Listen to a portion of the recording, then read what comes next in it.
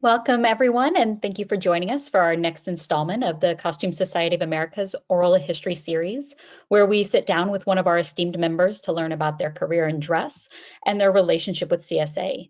Past examples can be found on our YouTube channel, where this conversation will also be made available. I'm Katie Baker-Jones, and I have the honor of serving as Vice President of Internal Relations. In this installment, we will be hearing from Mary Gibson, who was elected to the 2022 class of Costume Society of America Fellows.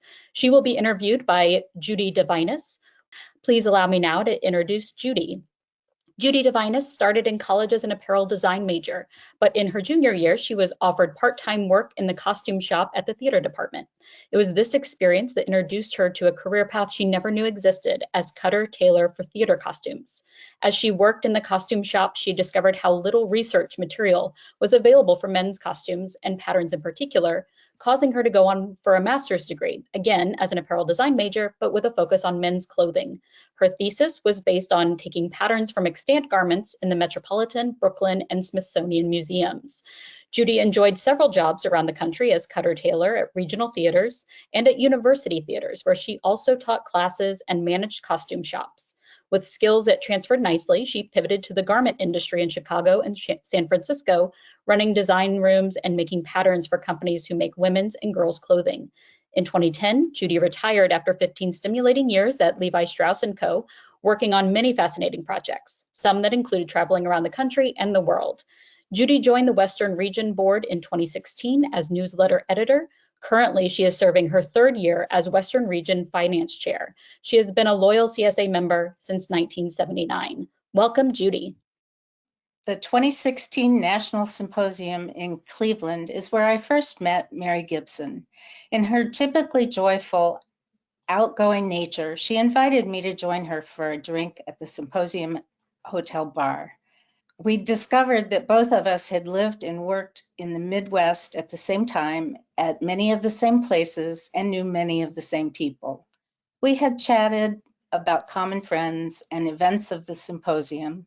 We had many good laughs and bonded over a glass of wine. As a costume designer, Mary is a gifted visual artist, imaginative, disciplined, professional, and historically accurate with her designs. As an educator, she is known to be an outstanding teacher, loved by her students and colleagues.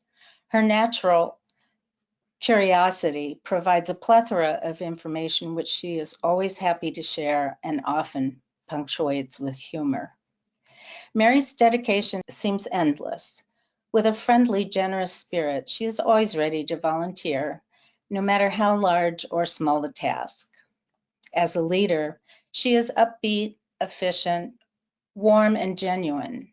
She has the ability to see the big picture as well as the many small steps needed to achieve it. The National Symposium in Seattle that she co-chaired with Kathy Mullet is proof of that. She was our symposium chair when the outbreak of COVID in 2020 forced us to abandon our plans for an in-person regional symposium scheduled to be in Nevada.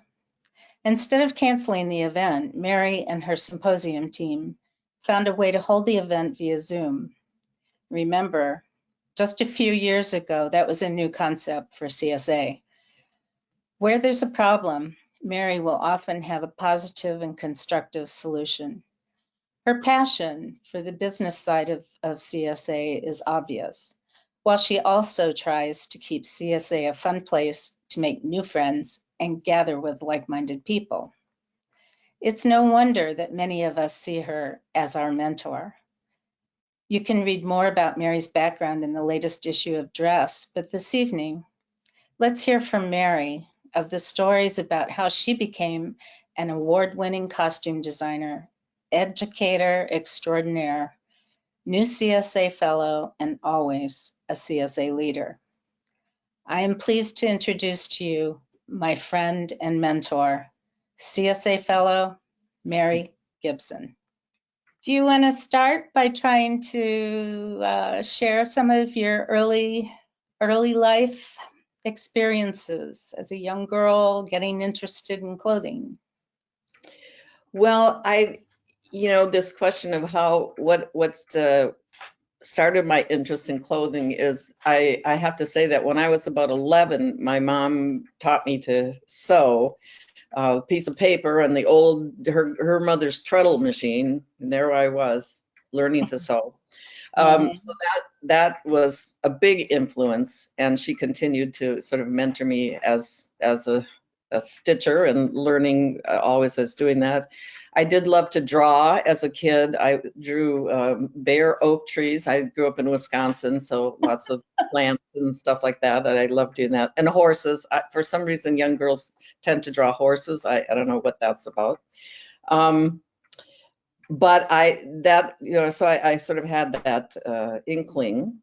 I didn't really know what I wanted to do. I can't say that I ever really, even through high school, thought of a career in fashion or clothing or any of that.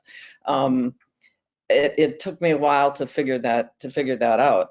And in fact, I didn't go right to college, even though that was always what I had planned, because I thought I wanted to be a teacher. I knew, because as my brother would always tell me, I'm bossy, and I say, no, I like to teach. But at any rate, that was there.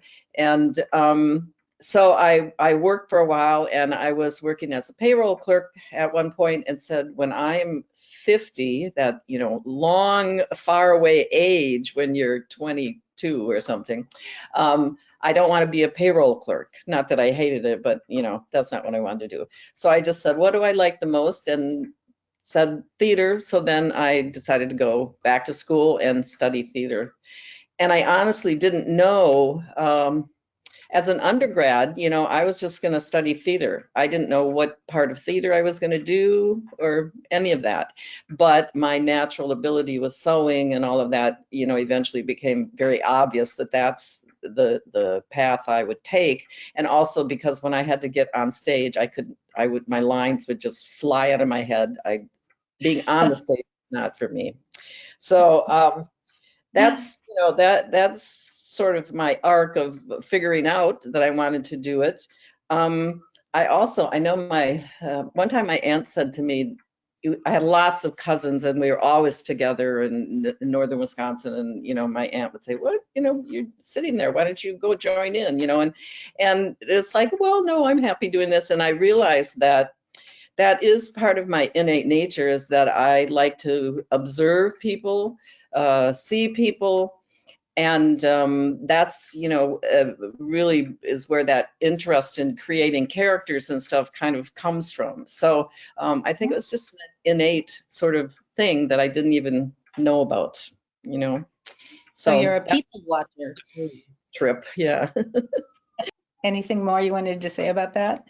Well, you said when I realized that I was interested in designing it, and it really, that as I said, didn't really happen until my undergraduate years.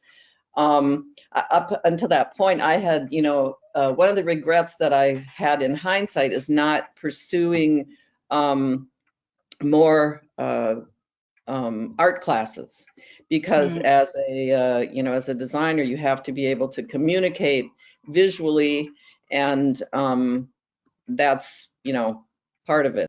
So I wrote away the learn art by mail, or mail order in those days. Sent off and did that, and got a reply, oh, well, you seem to have a flair for fashion, and I thought, oh, well, that's interesting, but beyond that, no. So as I said, that in undergrad is when it really became evident that costuming was where I had the greatest skill. It's what I was good at, just because of my background and my skill level in terms of construction and that kind of thing. And at that time, really, the more I did it, the more I liked it. So it was taking advantages of any of those opportunities that came along with my fellow students. And so I did design a few shows as undergrad, and my senior thesis was the design of a show. So I just really sailed into it. And then at that point I said, well, I always wanted to teach, but I guess I'm going to be doing theater, and that's what I'm going to be doing.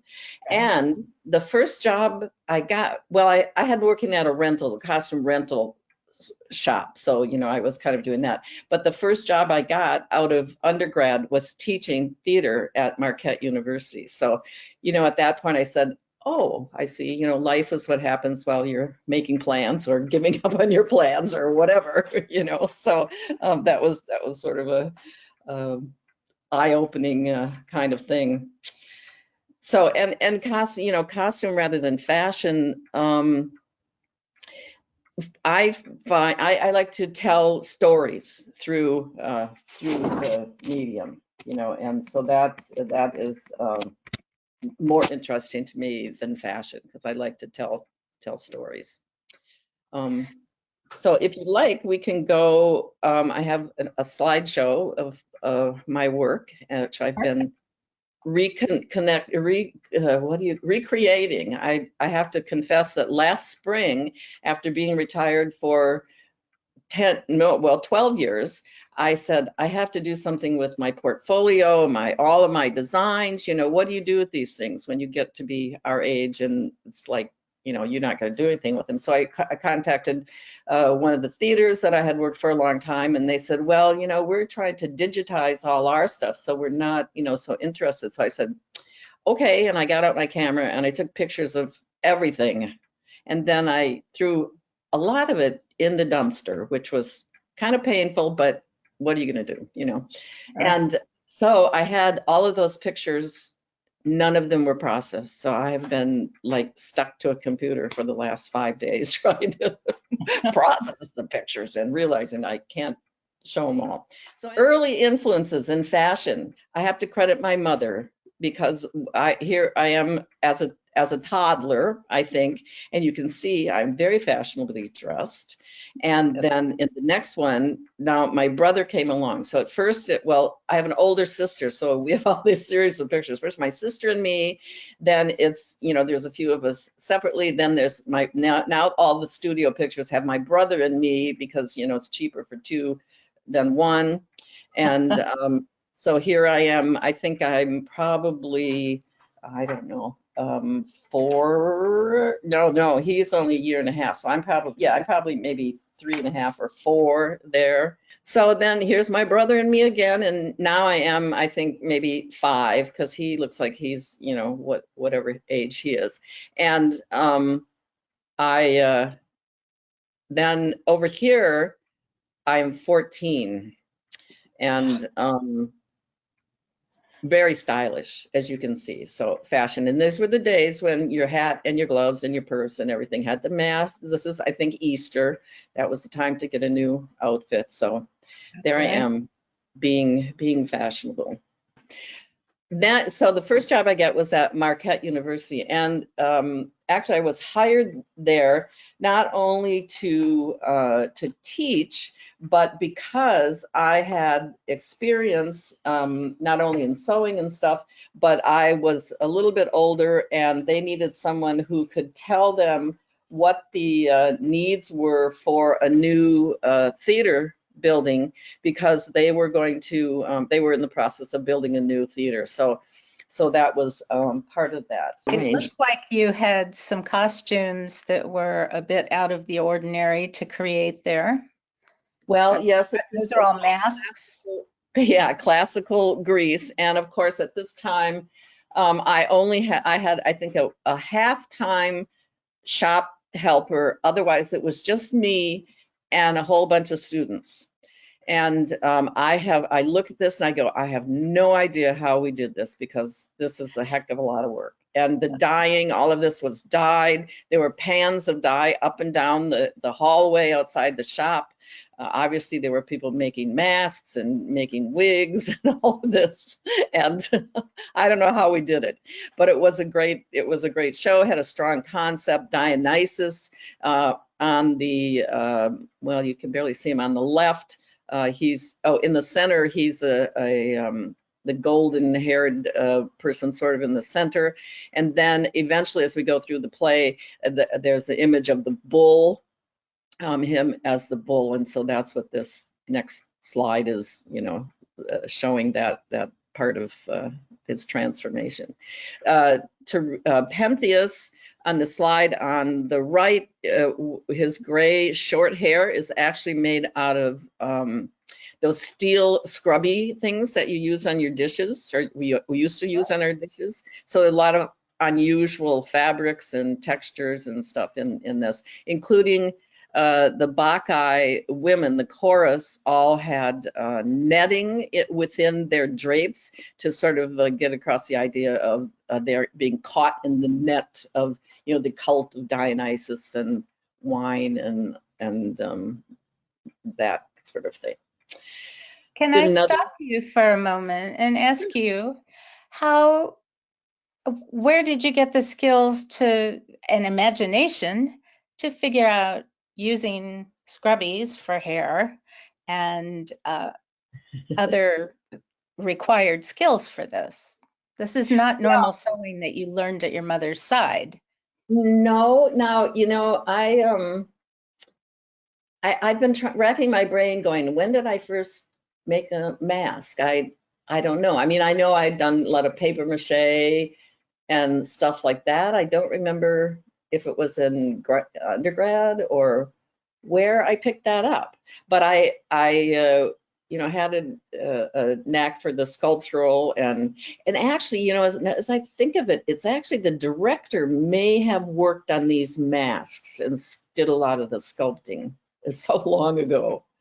And Right. So in terms of the shape, but knowing what materials to use, Celastic is what we used in those days with acetone, very unhealthy sort of thing to use. Right. But, a lot of glue and paint and all that kind of stuff. So it's just things that I either, picked up along the way. And I always had a penchant. I like crafty stuff. I, often said sometimes I'd like to glue the costume together rather than sew it together, although I certainly have appreciation of fine, sewing and tailoring skills too. So I was never afraid to just jump right in. And I have to say, a lot of times on a project, especially with craft stuff, I would have students say, how do you know how to do this? And the honest answer a lot of the time is, I don't know how to do it. That's what we're going to figure out, is how to do it, And I had enough exposure to different materials and that kind of thing. So that's, that's just part of it. And a lot of it is just being, saying, well, I don't know, but let's do it. Let's figure it out, problem solving. So just that's what happens, I guess. Now they were fond of this Lysistrata, which again, Greek, well, Roman actually, but now we're on the comic side of it. So this was the 70s, and you can see in the rendering on the left that she's wearing a platform shoe. So this was the 1970s platforms. So since it's comedy, these more modern things come into it. Obviously the fabrics are modern, and these were silk screened. The painting on it was silk screened. Again, up and down the hallway, and I have no idea how we accomplished this with the little labor that we had. But this was a tall girl. By the time she was done, she was 6'4" in her platform. So she was pretty intimidating. Yeah. And I had had suggested to the director that we use football padding for the silhouette of Roman armor, and as a sort of metaphor for war and all of that kind of thing. So you can see here where the men in their armor, this is actually football padding and football helmets with things added to it and that kind of thing. So since it's a comedy, that was licensed to do that. The chorus was a group of old men and old women. They were all padded out and had pseudo drapes on them of various kinds. So there was a lot of opportunity for comedy. It is one of the great disappointments of my life that the director bought into this idea and said he loved this idea, but there was not one moment in the show that did anything with the concept of football and war equivocation. So I was slightly disappointed in that, but you only can do what you do. Had no control over that. So working with a director on a sort of a conceptual kind of thing is what's really fun about it. And you know, sometimes it works and sometimes it doesn't, but it's what each person does with it. So that's, you know, the life of a designer too. You can't always get what you want. Right. Importance of Being Earnest was another show there, and you can see these are pencil sketches, and that is a theme that runs through, I think, any designer's career. The busier you get, the further you get into your career, and the more trust you build with the directors that you're working with, that you don't need to do these full-on beautiful color renderings and everything, because you simply don't have time, especially when you're teaching and designing at the same time. It really, you run out of room. So this was a very trusted director, you know, the 1895, the big, huge mutton, mugleton, leg o' mutton sleeve. And it was great success. It was a very good production. I have done a lot of shows between 1880s and up to like 1910, 19, you know, 12 in that era. So I can almost go every few years, I can tell you where was the sleeve shape was, what was the shape of the skirt, you know, as it traveled through those years. It's an interesting thing to follow. And history is one of my great loves, and doing the research is always so interesting to me, because you just become immersed in the period and the world of the play, which is really what we're creating. So that's something that I just really enjoy about it. And when you're in production, I would always go, oh, I just want to continue with this research, but you know, now we have to produce the costumes. So, you know, there we go. Okay. So, one thing I want to mention, Miss Prism down here in the center in the dark blouse. I don't know how familiar you are with the play, but Miss Prism is all a titter over, I think it's the Reverend and she are just all a twitter. And so even though no one else would see it, I gave her yellow seersucker bloomers. So there was, you know, vibration going on underneath everything. And, you know, I love actors and playing with actors in terms of that, giving something to them that's just theirs. No one else knows it's there. So that's fun. Godspell was rather new. This was in the mid 70s. So we did a production of Godspell in here. I guess I had a lot of time because here are these renderings that I did. And it's ironic that, you know, the original Godspell was designed by Susan Sue, who many people might be familiar with here.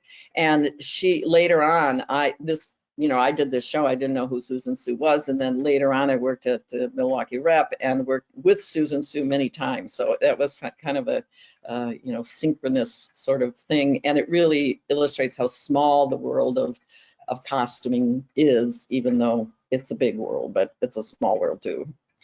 Oh, and matter of fact, so talking to Susan Sue, this is that from when I was teaching, I decided that at that time, most people, you got out of school, I graduated in 72 with my BFA, and people either went into regional theater or they went to into the profession. And I decided that I didn't want, I loved teaching, but I also wanted to be able to teach about the professional theater. I mean, you know, that's where these people theoretically are headed. So I left the Marquette and started working at the Rep, which was really great. Susan was one of the designers there, worked with a lot of really great Broadway designers, or I mean, regional theater designers that were New York too. And it was really, you know, it was my first toe into the professional theater. And so I learned, you know, protocol and what a great thing it was to have a whole shop full of people who were cutting and making and, you know, fitting and doing all this instead of being a one person shop. Also at this time, I think this is the year after Rosemary Ingham left. The first year I was there, she was running the shop. And the cutters, we helped her develop for the costume technician's handbook, the sloper drafting method that they were putting in the book. She had us all test the method of drafting a sloper, which is a basic body block. I shouldn't assume I'm talking to people who know all of the details, but anyway, that was actually for me. I mean, I'd been sewing all my life. If I wanted to do something different than I didn't draft patterns from scratch. I would take a pattern and I would cut it apart and I would manipulate it. But I had never drafted patterns from scratch or draped patterns on the form. So this was, to me, it was like a light bulb. It's like, oh, wow, look at this, and then one more step of learning. And really that's, how do you learn all this stuff? It's just as you go through your career, and the more you do, the more you learn. And plus I love learning new things. So it was, that was a big bonus for me. Okay, I need to talk faster. Anyway, so that's the rep. And then I'm in the Milwaukee rep I've been to. I know I'm in the back corner there. So while I was at the rep, they had a smaller stage, and the ladies in the shop, we cutters and people in the shop who were interested could design. So I designed a play called How I Got That Story by Amlin Gray, and it's a Vietnam story. 2 actors playing all the characters. Well, I shouldn't say that. One actor was a reporter, and he's the one who you see with the frightened look on his face in a couple of these photos. And the other actor played the event. So that was obviously a challenge, lots of fast changes, and these 2 guys were just great in it. And this sort of collage in the background was what I did as my sort of design presentation, because that collage was suggestive of how the play was going to go. It's just these snippets of people in and out and on and on. One of the great things is something which we probably could never do on stage today, but the monk that you see in the center there, at one point on stage, he immolates himself. And so the actor sits down on the stage, and he took, I don't know what we had it in, but it was basically lighter fluid. And he draws a line of lighter fluid across the front of the stage and then lights it on fire. And it was like, wow, it's simple, but really effective technique to get across that message. Today you'd have to have 4 fire extinguishers and somebody sitting right next to him and all that, which is more safe, it's true, but lighter fluid, it's gone. Anyway, it was exciting, and these were both, it was a great experience to do this. Then in 1978, I got invited, or was asked to come and work out at the Old Globe Theater in San Diego. So I got there the year right after the Globe burned down. This is a picture, and you can see the whole house part of the theater is gone, and all that's left is the proscenium back there. So I was there for several years, and in the course of that time, the new building was built, but I got there just in time. And at that time, the Globe was really, it was a company. Everybody knew everybody else, the actors, the technicians, the administrators, everybody knew everybody. And there was actually an acting company that was hired sort of through the season and that kind of thing. So you got to work with the same people several times over, and really got to know them. And it was just a great experience. And again, I got to do, a lot of things there. I did cutting there. That's how I started at first. And then I also managed the shop for 1 year, and I also did some designing for them in the years to come. So here's one show that I did, and this is my turn to do Nazis. I guess every costumer probably has that turn at some point. So that's always interesting. Any kind of uniform show, of course, well, especially if it's American uniforms, you better get it right, because there will always be a vet in the audience who will write you a note if you don't have it exactly right. So I was really a stickler about that. Now there's incredible research out there. The books on uniforms and that kind of thing are really, really out there. So you don't, you can find it. And my advice is, yes, find it and do it right, because otherwise people will be offended. Here, Sorrows of Stephen, John Rubinstein was in this, and this actress was great, and seems like she did a lot of Seattle work, and I can't remember her name for the life of me, but it was a bare stage, basically, contemporary clothing, two-person, well, maybe 3 or 4, but these 2 main characters are the main story.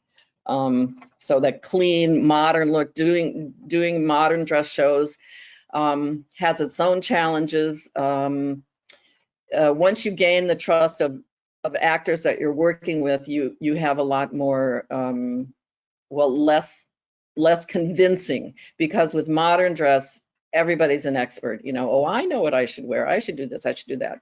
And as a designer, you've talked to the director, and the director, there's a concept and there's an idea of who this character is. And I'm not a designer who will force an actor to wear clothes that they don't like or don't think are right, because it shows up on stage. And so I always work very closely with the actors and explain to them, what the starting point was with me and the director, and the whole character. And so modern dress is a challenge, but it's also, it's a lot of fun too. Here's another thing with doing modern dress. This was Who's Happy Now, set in the 1950s in a bar. And if you look on the right, the young man wearing his jeans, it was in this show that I learned, if you are going to dress an actor in jeans and you want them to be a worn pair of jeans, you should get them from the actor, because trying to do a wear pattern on a pair of jeans, that's not the body that's gonna, you don't have the body that's in there. How you say, could I have you for an hour while you come in and I sand your butt with this sander, to get the butt of the jeans worn down? It's not gonna happen. So that's another piece of advice I'd say. If you're doing jeans, get the person's jeans, because those are gonna be, part of their wardrobe. So after the Globe, I started freelancing and working for the San Diego Repertory Theater, which I liked what they did in terms of, they did slightly newer plays and that kind of thing. So I really liked their seasons that they did. So I started working for them, and I worked for them for as a resident designer for about 5 years. And they did Christmas Carol every year. This was the first year that I designed it, and Sam Woodhouse was the director. And Sam is a very exuberant, sort of large personality, and he likes, big stuff. And so because I had done, I'm going to talk more about these sort of walk around costumes, which people are wearing. I had done, a lot of those. So I suggested that as Christmas present, maybe we should have some walk around food. And he loved that idea. So we did go with that idea. And that's what these are right here. Christmas present comes with a lot of food. There's always Scrooge and Tiny Tim and Cratchit. And this is, I have a story about this green overcoat. When I got there, of course, they'd been doing Christmas Carol, so they had a lot of stock for Christmas Carol. But I looked at it and I said, oh my God, there's no overcoats, there's no coats. This is winter, Christmas. So I said, okay, we're gonna start building the stock, and we'll build this great coat for Scrooge, this lovely dark green wool. So my shop person, Ingrid Helton, who some of you might know, she was the shop manager there, and she pretty much built this coat. We got it to first dress. Of course, if you know about getting a coat tailored, at that point, the coat is pretty much basted together, just for the final kind of fittings. And that's what it was at dress rehearsal. So we have this dress rehearsal. It looks great, blah, blah, blah. We come back the next day to do notes. The coat has disappeared. And we were in an old theater downtown San Diego, which of course now has been replaced by some other big high rise. But someone broke into the theater and that's what they stole, was that coat, because it was winter in San Diego, and I know it's cold. So that was a huge blow. And the ironic thing was, one of the things that the reviewer mentioned in the review was, more overcoats. We need more overcoats. And I'm like, I know we need more overcoats. So, life goes on. Here's the Cratchits, just, the crowd of Cratchits. The great thing about this was we did it every year they did it. It was like a different concept. And one year, I think my favorite one was the year that Doug Jacobs, the other co-artistic director, did it a la Pina Bausch, which was on a bare, just a raked stage. It was bare. The actors played the scenery. They did all of this stuff. It was one of my favorite productions of A Christmas Carol. But Christmas Carol is near and dear to my heart. I can practically recite the thing backwards by heart. Also the rep, now we're at, again, classical Roman, I call this. You're probably familiar with this show, so there's a lot of things you can do funny here. Again, platform shoes, Hysterium, the guy with the little white apron. He had a cell phone, and this was in the 80s, so it was one that you had to extend the antenna. That was like a new thing to put on stage that was just coming in. So lots of comic stuff, and just great actors and great time. Back to classical, here we are in probably later, like 1907 or 6, about there. Our Wilderness ran in rotation with Long Day's Journey into Night. And this production won an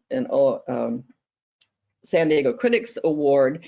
And one of the things that was really successful and gratifying here, and Judy, you probably will roll your eyes, but I was able to take more modern coats on which a lot of them had, molded in inner linings and stuff, is to steam those absolutely flat, readjust the roll line by putting more interfacing or breaking the line that was there, and raise the lapels on these.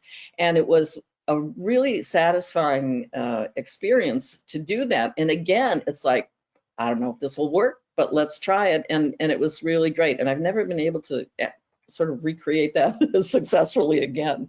But budgets, budgets are always part of it. Judy, yeah? I'd love to see something like that. Yeah.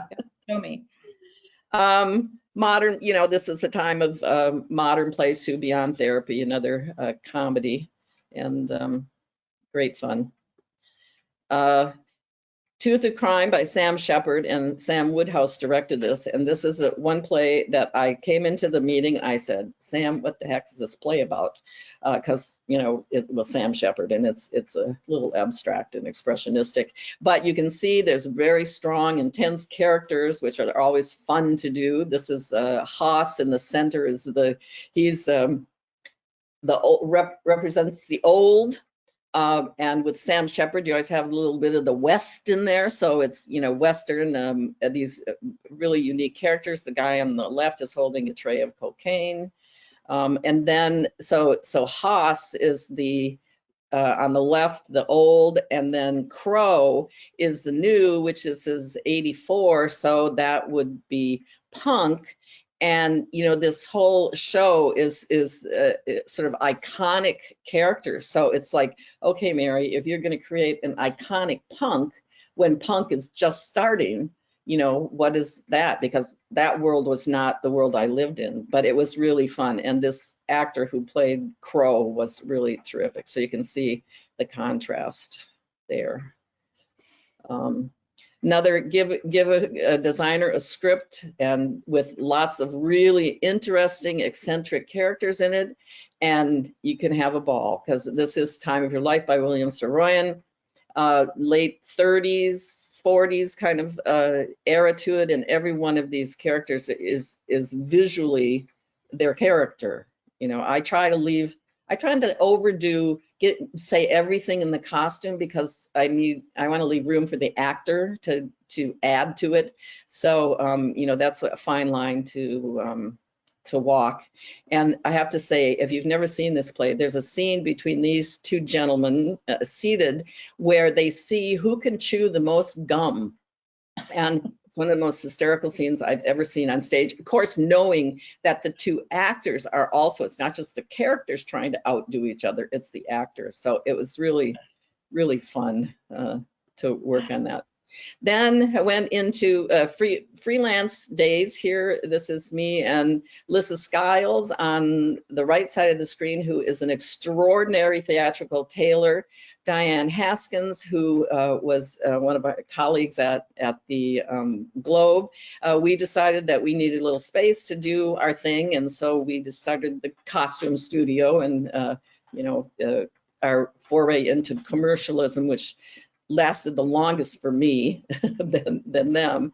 But this is where I did a lot of walkarounds like this. I had this one, the kangaroo is called Scripsaroo. That was Scripps Hospital, who wanted this character for their program. The lion and the eagle, I had a private client who did these walk around characters. I guess he was a character for hire, and I did several different things from him. For him, the robot, I think, was for a school program, and that's a very early robot. I did a 6-foot-tall hot dog for a hot dog stand down in Seaport Village. And this was really fun to do. And then the guy came back to me a couple years later and he said, "Can you make a Padres hat for my hot dog?" And I said, well, why not? But I decided to call up a hat manufacturer in LA and challenge him to make it, which he got very excited about, and he did make it. I don't think I ever saw it on the hot dog, but I love the idea. I love doing these walkarounds, because the idea of taking an inanimate object and putting a body in it and making it, you know, walk around is really fun. On the right here is the blowhard. This is the North Wind that was part of a dark ride at Storyland in New Hampshire, where you got, you know, little cars and you go, it's like a Disneyland ride. And this would be inflated by the wind and then relax. So as they come up around the corner, it would inflate and blow and relax. The strangest thing I ever had to pattern and make, but it was really fun and successful. Horton Plaza, the opening of Horton Plaza in 1985, I think this was a rejuvenation of downtown San Diego. And a guy named Dave Vosberg was the production coordinator on this. So I designed all kinds of costumes, and including, again, these walkarounds. There was this clown head that walked around. There's a teapot, a jack-in-the-box. There was also a replica of the Horton Plaza fountain that was there too. So that was that celebration. Theater group, where I was for 25 years. I'm going to hurry, but 57 productions there. Dancing at Lunasa, Irish. This is one that I would say to people, you know, 1 in 10 productions elevates off the stage. The audience, everybody is completely captivated, and this was one of those. And I think of, you know, the almost 60 productions I've designed over the years that I would say maybe 10, you know, reach that status, and it's really thrilling when they do. But again, you know, aging. Student showcase at City College, we had sort of a public season, and then we had our student showcases. This is David Ives, a series of short plays, and this is the, you know, idea, if you put 3 monkeys in a room, they'll eventually write Shakespeare. So this was, you know, sketches for that. Cabaret, and again, research, as I said, research to me is like the heart of it. I just love digging into whatever the world of the play is going to be, and, you know, to be able to tell that story. You can, for this era, there's just so much, German cabaret and that kind of thing is just so rich and, sort of distressing at the same time to do. Buddy Holly, this is another one. I usually didn't go back and see the shows very many times. I think I saw this show 5 or 6 times just because it's the music of my era, and the Big Bopper, Buddy Holly. It's a challenge and a blessing when you are recreating real people, because you have the research of those real people. So you've got really solid stuff that you can look at, and even the inside of recording studios. And I want to mention, in terms of research, advertisements for me are really rich, because you see what the middle American person is wearing. It's whatever, it's not necessarily fashion, it's the ideas. So I love that kind of research. And here again, and this, Clear Lake, Iowa was the last concert for Buddy Holly, the Big Bopper, and Richie Valens, who then were killed in an airplane flight leaving that. So it's all real stuff. Okay. Approaching Zanzibar. This is a trip across the U.S. by this family. I, pulled out some old atlas maps and used that as my background to evoke the story of the play. Again, modern dress, but it has 15 days, and some of them are days, some of them are nights, some of them are at the beach, some of them are here, some of them are there. So they had a lot of changes, even though the changes are fairly simple, but it really helps the audience to know, oh, now it's a new day. We're in a new place, and again, little fake car and interesting characters. And in the end, these grandma and the little girl elevate, sort of, not really, but in my renderings, they did. Terra Nova, again, oh my God, I learned so much about the Perry and Amundsen's race to the South Pole, and so interesting to have to make these costumes that you could see the pictures of them and you go, what? Oh my God, like when a kid, we have a string on our mittens. Well, they had these harnesses for their mittens, because if they lost their mittens, their hands would freeze off. And also in that sort of line drawing over there, I didn't do regular renderings. I sort of approached it like, okay, we're going on this expedition. What is all the clothing that these guys would wear? And the little sweater sketch, in the yellow is, you can't see the notes, but that is an adaptation. So we want it to look like he has a heavy turtleneck sweater on. Well, we're just going to use the neck. Then he has another vest over that. And so, well, we're just using the front of that vest, and we mount, whatever is showing on a lighter weight shirt so they don't die of heat out there. And I believe we made vests that we put cold packs in as well, that like a refrigerator cool pack at the center of their back. Even the socks, use a lightweight sock, put a heavy top on it, that kind of thing, so that they don't die. It's a memory play too. So there was Perry's wife was in it. We did see Amundsen, the guy in smoking the pipe in the other thing, in the other photo. They had to move this, it was an abstract set, obviously, but they had to move this big sled around, and all the research of these guys actually pulling the sleds. The South Pole, they didn't have any sled dogs. Okay, then in retirement, I started volunteering at the Tallac Historic Site up in South Lake Tahoe, and they had a whole collection of old antique and vintage clothing that they weren't using for the site, because that was recreated stuff. They're dressed, the interpreters are dressed. So the challenge was, what should we do with this? We need to either deaccession this or we need to do something with it. So the curator had a concept of opening the trunks, and originally, we'll just have some trunks in this room and the clothing will be spilling out of them. And I said, that's not a good idea. That's really not a good idea.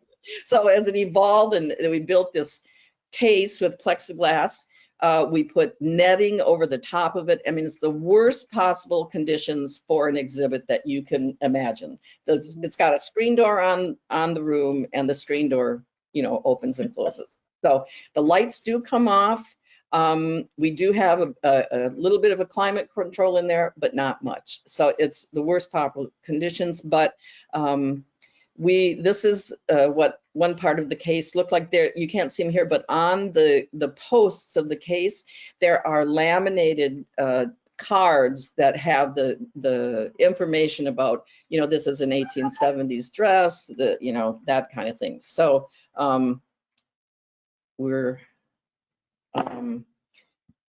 this is what we did. And let's see what I have over here. No.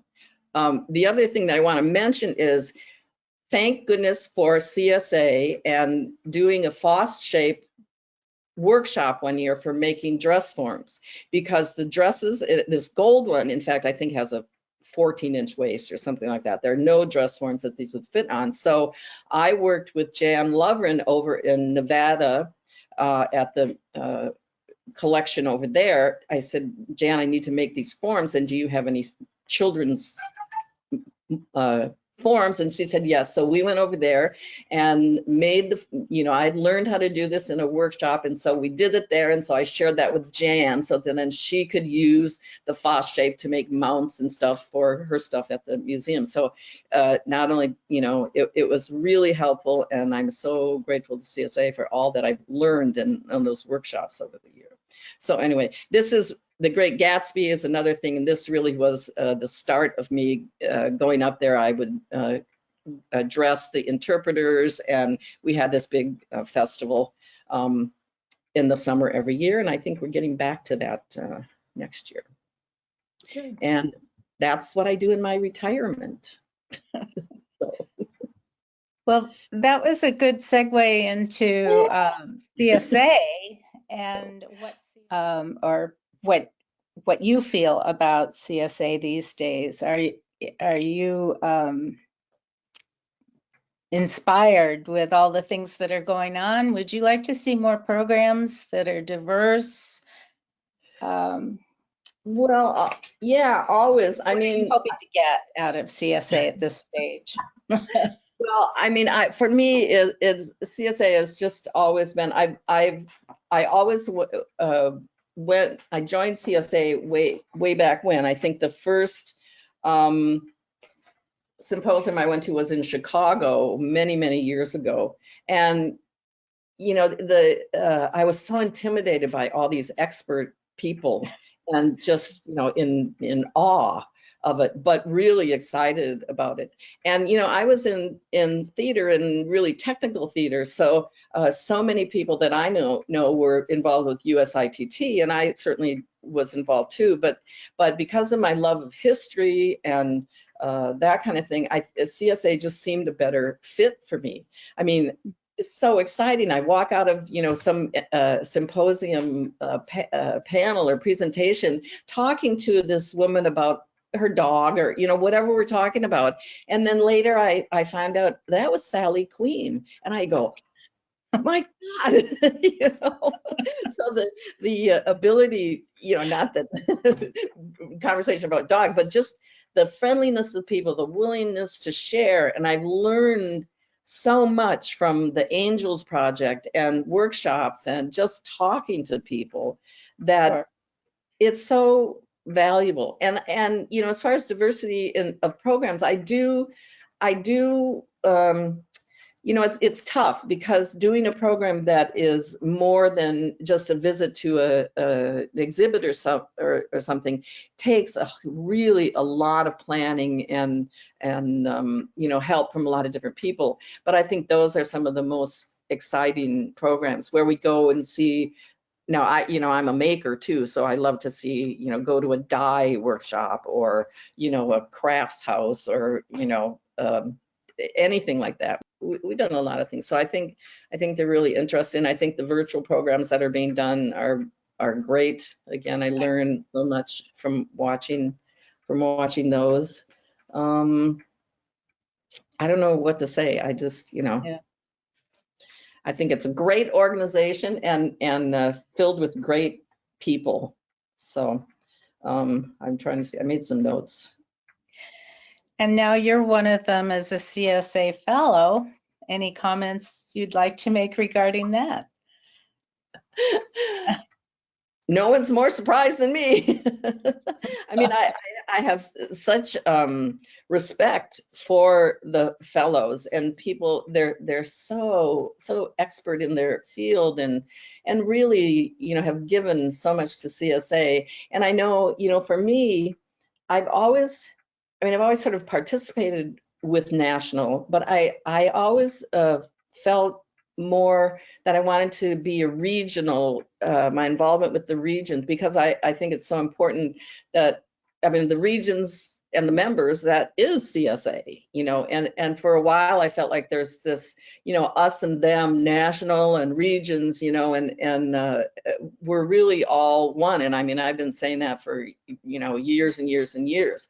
So I've always felt like that was where I felt most comfortable. And anyone who has been at a board meeting that I've been at, they know that I'm likely to speak up, and people think I'm nuts, but I, you know, I do, you know, I have concerns about what goes on, and I can't, you know, I don't really want to be more specific about it, but and I think everybody works hard to make the organization better. I mean, there's just absolutely no comparison to when it was almost 100% volunteer organization to where we are now, and the management that Kristen has done and really made it so much easier to do what we need to do. And so all of that is great. I do occasionally go, oh, are we becoming too corporate? You know, I don't know. I have that fear a little bit, just because I think the uniqueness of the regions and the ability of it for them to do things in their own way, I think is part of, you know, part of what makes it interesting. So that I have that little concern, but at the same time, you know, I really don't, you know, have any big suggestions about what it could be. Although, no, I think the board minutes need to be published in a timely manner. And I have the same thing with my condo association. You know, they can't publish them because they're not approved until like months later. Well, that's too late, because we want to know what's happening now. You know, I think there should be a system in place to get the minutes approved quickly so they can go out to the region, so people know what's going on, because sometimes I feel like it's a surprise to us when we hear what's happening sometimes. Mary and Judy, we're coming up to the hour, so I just wanted to interject here. And thank you so much for, obviously, the great experiences that were shared, the information that was shared. What is great about CSA, or what you have loved most about your time with CSA? I mean, it is the opportunities, the people. I can't say enough about the Angels project. I participated in that every year that I have been able to, and anything I know about conservation or care has come from being in those Angels projects and working with Margaret and Martha and the other conservators who take part, and just everybody who's there. And that's, I mean, that's, I think for the most part, really what's so great is the people and the sharing that everyone does. They're so generous with their knowledge and that kind of thing, and helpfulness to other people. So I think it's, you know, it's like usually when you're in a job or something that you really like, it's the people, you know, that make it, that really make it. And I will say something, you know, as a costume designer, sometimes, you know, I feel like we're the, you know, stepchild over here in the corner a little bit, but I made a bold statement. When the scholarship application came out, I was looking at that and I said, well, you know, what collaboration, or, you know, what do we all share? And I said, I'll be so bold as to say that costuming has been one of the major reasons that there is so much interest in clothing on the part of everyday people. You know, the popularity now of exhibits, of clothing and all of that, and people are exposed to those period clothing. And, you know, I like to think of it at the highest level, not the crappy stuff that's out there, because that's out there too. But, at the highest level, people are exposed to that, and it really piques their interest in clothing and what happens. So, the effect of it is a very broad sort of effect on every other part of the study. So shoot me, but that's that's my latest opinion on the matter. Well, thank you so much, Judy and Mary, for bringing this conversation to us. And we thank you so much to those of us who could join us here. If you would like more information about future digital content, publications, and membership, please do visit us at costumesocietyofamerica.com. If you have any questions about today's presentation or future webinars, please email the address listed there. And please consider making contribution to help offset the cost of this series. And do reach out to us at that information. And of course, you can find us at these various social media sites. Thank you so much. And thank you again to Judy and Mary. Have a great Thank evening. you.